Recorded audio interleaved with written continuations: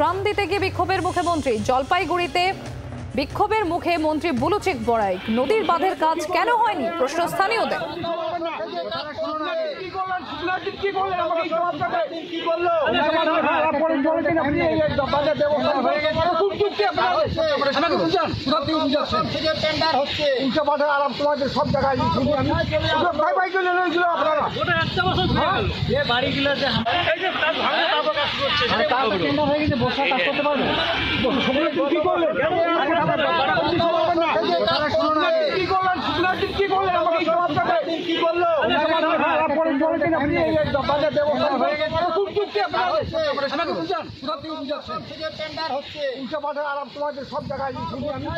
আমাদের প্রতিনিধি প্রদ্যুৎ রয়েছে আমাদের সঙ্গে। প্রদ্যুৎ, স্থানীয় মানুষ তাদের অভিযোগ নদীর বাঁধের কাজ কেন হয়নি, পাল্টা মন্ত্রী বুলুচিক বড়াইক তার কি বক্তব্য ছিল?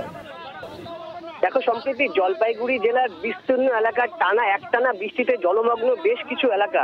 জলপাইগুড়ি জেলার ক্রান্তি ব্লকের সাহেবপাড়ার চ্যাংমারি জিপির এলাকা কিন্তু জলমগ্ন হয়ে পড়েছে এবং এই এলাকার পরিদর্শনে যান এবং মন্ত্রী ত্রাণ দিতে যান বুলুচিক বড়াইক। সেখানে গিয়ে তিনি কিন্তু আশ্বাস দেন নদী বাঁধের বেশ কিছু জায়গায় এখনো বাঁধ সম্পন্ন হয়নি, সে কারণে নদীর জল বিভিন্ন এলাকার বাড়িতে ঢুকে কিন্তু জলমগ্ন হয়েছে এবং বহু পরিবার জলমগ্ন হয়ে আছে। এই ক্ষেত্রে কিন্তু মন্ত্রী যখন তাদের সাথে কথা বলেন এবং জলপাইগুড়ির সেচ দপ্তরের আধিকারিকদের সাথে নিয়ে তারা কিন্তু সেখানে যান এবং সেখানে গিয়ে কিন্তু বাঁধের মেরামতির আশ্বাস দেন। কিন্তু সেক্ষেত্রে এলাকাবাসীদের অভিযোগ যে এতদিন 1 বছর প্রায় হলো, কেন এই বাঁধ মেরামতি হয়নি, এখন কেন সেই আশ্বাস দেওয়া হচ্ছে? এই মুহূর্তে যদি বাঁধ বানানো কাজ শুরু হয় তাহলে কিন্তু সেই বাঁধ নষ্ট হয়ে যেতে পারে, আবার জল ঢুকতে পারে, এই আশঙ্কায় কিন্তু মন্ত্রীকে ঘিরে বিক্ষোভ করেছেন।